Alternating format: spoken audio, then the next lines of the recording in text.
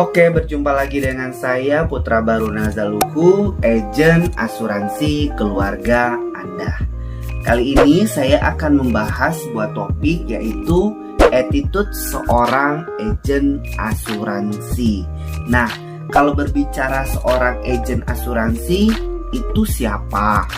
Dan seperti apa? Kenapa dia bisa menjadi agen? Mungkin di luar sana, ya mungkin bukan sekarang-sekarang ya, dulu mungkin 5 tahun belakang atau 10 tahun belakang, mungkin orang melihat agen itu mungkin sebuah profesi yang ya jobless lah, ya nggak ada kerjaan, nggak ada kesibukan, atau yang memang dia sudah tidak bisa melakukan apa-apa lagi begitu.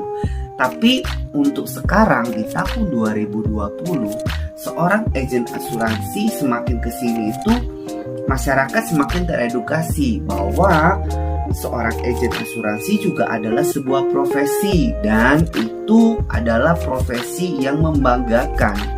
Kenapa? Kalau saya pribadi, saya bangga jadi bagian dari agen asuransi karena saya bisa berdampak baik bagi banyak orang, bagi komunitas, bagi keluarga besar, bagi teman-teman saya. Ketika mereka mengalami resiko dan proteksinya ada di saya, itu saya bisa mengurus bagian saya, yaitu mengurus asuransi mereka. Nah, kembali lagi ke topik tadi, attitude seorang agen asuransi. Nah, di Indonesia itu menurut data OJK atau Otoritas Jasa Keuangan tahun 2018, jumlah perusahaan asuransi itu ada sekitar 138 ya. 138 ada asuransi jiwa, asuransi kerugian, atau bagian perusahaan reasuransi. Nah, yang saya maksud adalah apapun di sini kita logonya dengan segala produknya, dengan perusahaannya, pastinya pertama-tama ketika nasabah membeli asuransi ke kita, pasti mereka lihat adalah personnya, ya. Pasti yang kontak pertama adalah kita sebagai agen asuransi. Nah, untuk itu penting sekali nih, ada 3 hal yang perlu kita harus tahu sebagai agen asuransi. Attitude yang pertama adalah kuasai produk yang kamu jual. Nah, ini menjadi basic sekali ya, karena banyak saya temukan juga ketika bertemu dengan nasabah-nasabah, halo Bu, udah punya polis? Udah. Polisnya apa? Ini dijelasinnya. Terus ketika dibaca sesuai polis, tahu-tahu tidak sesuai. Nah, pertanyaannya, seberapa banyak kita agen yang membaca polis asuransi? Ya, seberapa banyak kita mengerti tentang klausal-klausal yang ada di polis yang kita jual? Nah, sehingga seperti kita tahu, buku polis adalah perjanjian antara pemegang polis dengan pemberi manfaat atau penjamin manfaat, yaitu perusahaan asuransi itu sendiri. Nah, bagaimana kalau kita sebagai agen tidak membaca polis asuransinya? Terlebih nasabah bertanya ke siapa? Kepada kita sebagai agen. Jadi melalui ini saya mau mengingatkan kita bahwa bacalah polis asuransi yang kita jual. Paling tidak kuasai produk-produk yang sudah kita jual kepada nasabah, sehingga ketika kita bertemu dengan nasabah, kita tidak hanya mengungkapkan sebuah janji, mengungkapkan sebuah penyampaian dari leader kita aja, tetapi kita benar-benar tahu bahwa ini dasarnya, ada dasar hukumnya, ada dasar pasalnya. Ya, tentu ini tidak lepas dari bimbingan leader juga, timnya juga, tapi kita secara personal bertanggung jawab untuk menguasai produk yang kita jual. Nah, yang kedua adalah attitude sebagai seorang agent, berhenti membanding-bandingkan produk.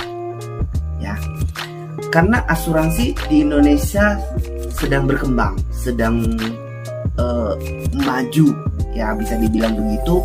Apalagi dalam situasi dan kondisi pandemi sekarang, orang semakin sadar akan pentingnya proteksi atau asuransi, sehingga menurut saya sebagai seorang agent, kita tidak perlu membanding-bandingkan produk ketika bertemu dengan nasabah. Cukup dengan produk yang kita jual, ya. Maka tidak salah nanti nasabah juga ikut membanding-bandingkan. Lah, kok si ini lebih murah, si A lebih mahal, si B lebih murah, si A lebih mahal. Ini bagaimana? Manfaatnya bagaimana?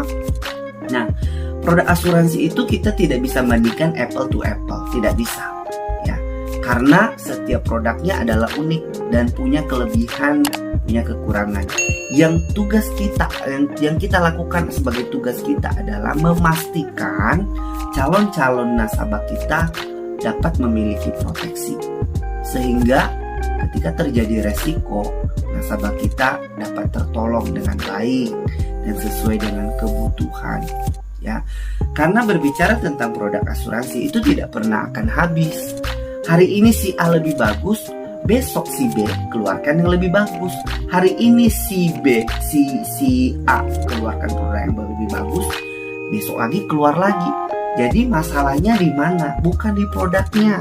Kita sebagai agent bertanggung jawab tidak mengurus polis dari nasabah itu, ya, sampai benar-benar merasakan manfaat yang kita telah janjikan kepada mereka. Jadi attitude yang kedua adalah berhenti untuk membanding-bandingkan produk.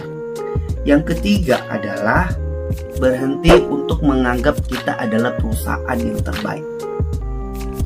Setiap asuransi saya pikir tujuannya sama, untuk memberi proteksi.